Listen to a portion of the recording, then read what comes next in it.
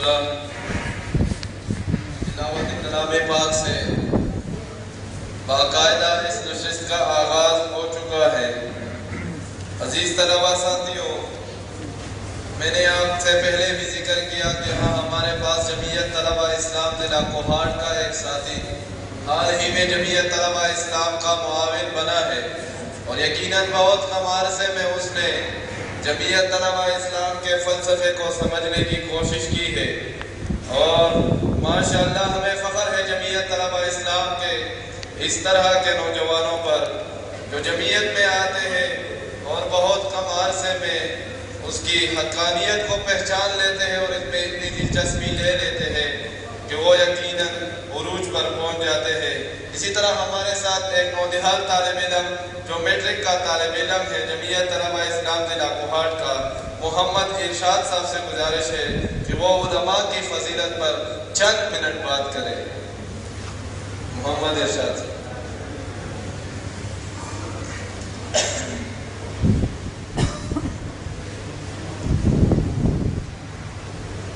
ارادے جن کی پختہ ہو، نظر جن کی خدا پر ہو، ارادے جن کی پختہ ہو، نظر جن کی خدا پر ہو، تالا تم خیز موجوں سے وہ گھبرایا نہیں کرتے۔ اسلام اگر منظور نہیں، قرآن اگر دستور نہیں، پھر خاک ایسی آزادی پر یہ ملک یہ لشکر کچھ بھی نہیں۔ نہ سمجھو گے تو مٹ جاؤ گے اے وطن کی جیالو، تمہاری دستان تک نہ رہی گی وطن کی دستانوں میں۔ نحمدہ و نصلی علی رسول الکریم، اما بعد فاعوذ باللہ من الشیطان الرجیم، بسم اللہ الرحمن الرحیم۔ انما یخشی اللہ من عبادہ العلماء، وقال النبی صلی اللہ علیہ وسلم العلماء ورثۃ الانبیاء۔ یہی ہے جن کی سونے کو فضیلت ہے عبادت پر، یہی ہے جن کی سونے کو فضیلت ہے عبادت پر، انہی کی اتقاء پر ناز کرتی ہے مسلمانی،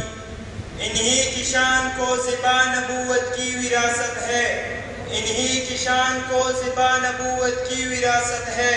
انہی کا کام ہے دینی مراسم کی نگہبانی۔ میرے دوستو عزیزو، ہر مسلمان مرد اور عورت پر اتنا علم فرض ہے کہ وہ اس کے ساتھ 24 گھنٹے کی زندگی صحیح طریقے سے گزار سکیں۔ اس لیے علماء کرام کے مقام پر دو تین باتیں عرض کرنا چاہتا ہوں۔ حضرت ابن عباس رضی اللہ تعالیٰ عنہ فرماتے ہیں کہ جو شخص کسی عالم کو تکلیف پہنچاتا ہے اس نے رسول اللہ صلی اللہ علیہ وسلم کو تکلیف پہنچائی، اور جس نے پیغمبر کو تکلیف پہنچائی اس نے اللہ تعالیٰ کو تکلیف پہنچائی۔ آپ ایک لمحہ کے لیے سوچیں کہ اگر علماء نہ ہوتے تو نبی کے ورثاء اور خلفاء نہ ہوتے، اگر علماء نہ ہوتے تو اولیاء اور اتقیاء نہ ہوتے، اگر علماء نہ ہوتے تو قرآن و سنت کی تراجم اور تفسیری نہ ہوتی، اگر علماء نہ ہوتے تو عوام عقائد و عبادات حلال و حرام کے مسائل سے غافل رہتے۔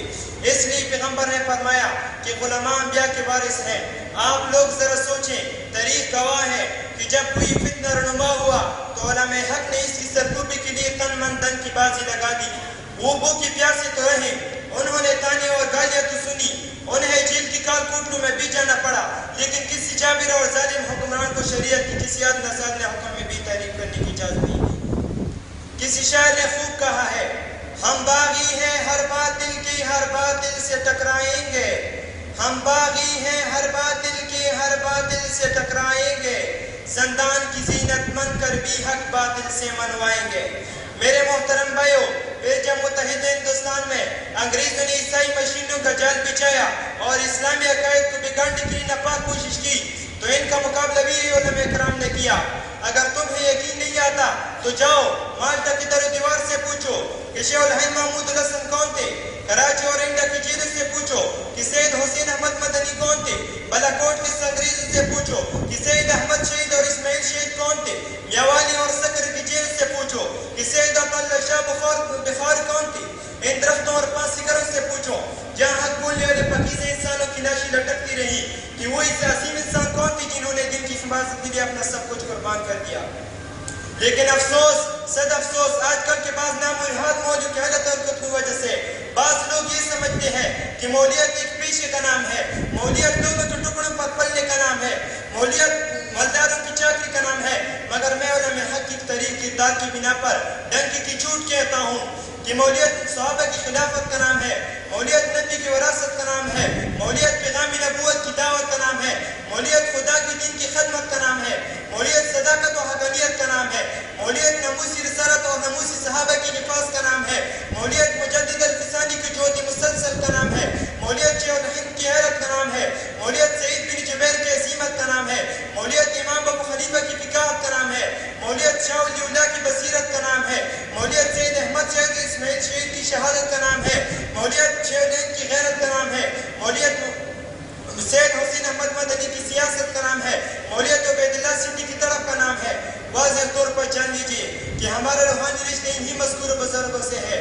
اس لیے سے ہمیں چاہیے کہ ہم ان تمام بزرگوں کی اتباع کریں۔ آخر میں اپنا تقریر اشعار پر ختم کرنا چاہتا ہوں۔ کہیں پر ظلم کی تلوار سے ہرگز نہیں ڈرتے، کہیں پر ظلم کی تلوار سے ہرگز نہیں ڈرتے، کسی طاغوت کے چوکٹ پر اپنی سر نہیں جھکتے۔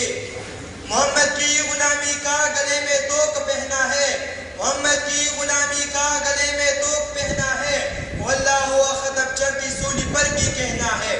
ہزاروں بند باندھو ہم وہ طوفان جو نہیں تمتے، ہزاروں بند باندھو ہم وہ طوفان جو نہیں تمتے، طلب منزل کی سچی ہو تو رستے میں نہیں جمتے، وما علینا الا البلاغ۔